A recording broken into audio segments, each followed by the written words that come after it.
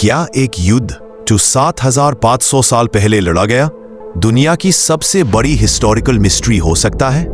महाभारत एक कहानी जिसे हम बचपन से सुनते आए हैं, श्री कृष्ण, अर्जुन, द्रौपदी और चक्रव्यूह। लेकिन सवाल यह है, क्या यह सिर्फ एक मिथ था या फिर इतिहास का वो सच जो समय के साथ दब गया?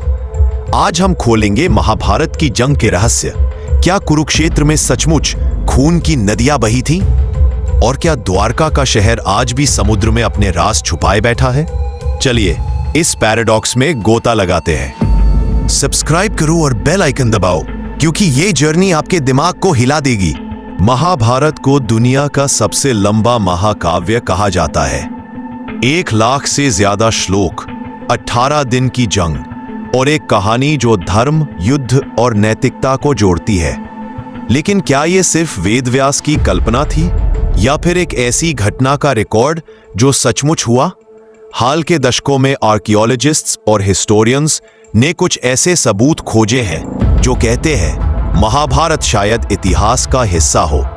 कुरुक्षेत्र, जहां 18 दिन तक युद्ध लड़ा गया, आज हरियाणा में मौजूद है और वहां मिले अवशेष, पत्थर, हथियार और मिट्टी के बर्तन करीब 5000 से 7700 साल पुराने हैं।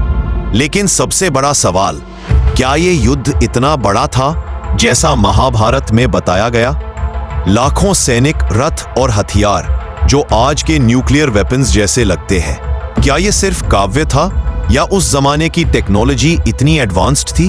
और अगर ये सच था तो श्री कृष्ण की द्वारका कहां गई? चलिए समुद्र की गहराइयों में चलते हैं। महाभारत में कहा गया है कि श्री कृष्ण ने द्वारका को समुद्र के किनारे बसाया था, एक सुनहरा शहर जो उनकी राजधानी था। लेकिन युद्ध के बाद यह शहर समुद्र में डूब गया। मिथक ना? लेकिन रुकिए, 1980s में आर्कियोलॉजिस्ट्स ने गुजरात के तट पर अरब सागर में कुछ अजीब खोजा।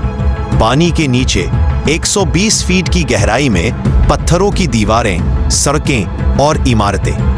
और सबसे हैरान करने वाली बात, ये अवशेष 9000 साल पुराने हो सकते हैं। रेडियो कार्बन डेटिंग से पता चला कि ये स्ट्रक्चर्स उस समय के हैं जब महाभारत की कहानी लिखी गई थी।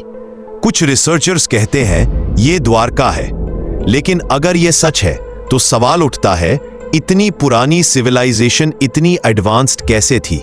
और अगर ये द्वारका नहीं तो ये किसका शहर था? कुछ थ्योरीज कहती हैं कि द्वारका का डूबना नेचुरल डिजास्टर था, शायद सुनामी। लेकिन क्या ये इतना आसान है या फिर कोई बड़ा राज छुपा है? महाभारत में ब्रह्मास्त्र का जिक्र आता है, एक ऐसा हथियार जो पूरे शहर को जला सकता था। उसकी रोशनी सूरज से भी तेज थी और उसका धमाका इतना भयानक कि जमीन बंजर हो जाती। सुनने में ये मॉडर्न न्यूक्लियर वेपन जैसा लगता है ना? कुछ साइंटिस्ट ने कुरुक्षेत्र की मिट्टी टेस्ट की। वहां रेडिएशन के ट्रेस मिले जो सामान्य से ज्यादा थे और आसपास के अवशेषों में विट्रिफाइड मटेरियल यानी पिघला हुआ पत्थर मिला, जो हाई टेम्परेचर की वजह से होता है। लेकिन रुकिए, क्या 7500 साल पहले कोई सिविलाइजेशन इतनी एडवांस्ड थी? कुछ लोग कहते हैं कि ये एलियन टेक्नोलॉजी थी, कुछ का मानना है कि ये सिर्फ काव्यात्मक अतिशयोक्ति है। लेकिन अगर ये सच था तो क्या महाभारत का युद्ध दुनिया का पहला न्यूक्लियर वॉर था? और अगर ब्रह्मास्त्र सच था तो उस जमाने की टेक्नोलॉजी हमारी समझ से कहीं आगे थी, लेकिन फिर वो गायब कैसे हो गई? तो अब बड़ा सवाल, क्या महाभारत एक पैराडॉक्स है? एक तरफ आर्कियोलॉजिकल सबूत, द्वारका, कुरुक्षेत्र और अवशेष, दूसरी तरफ कहानियां जो साइंस को चैलेंज करती हैं, विमान, ब्रह्मास्त्र और टाइम ट्रैवल जैसे कॉन्सेप्ट्स। महाभारत में खगोलीय घटनाओं का जिक्र है, ग्रहों की चाल, नक्षत्रों की स्थिति। 2000s में साइंटिस्ट्स ने इनका स्टडी किया और पाया कि कुछ डिटेल्स 5000 से 7000 साल पुरानी खगोलीय घटनाओं से मैच करती हैं। क्या ये सिर्फ इत्तेफाक है? और फिर श्री कृष्ण का किरदार, एक योद्धा, दार्शनिक और टाइम मैनिपुलेटर, क्या वो सिर्फ एक गॉड फिगर थे या कोई ऐसा इंसान जो समय और टेक्नोलॉजी को समझता था? हर सबूत हमें एक सवाल की तरफ ले जाता है, क्या हमारी हिस्ट्री वैसी नहीं जैसी हमें पढ़ाई गई?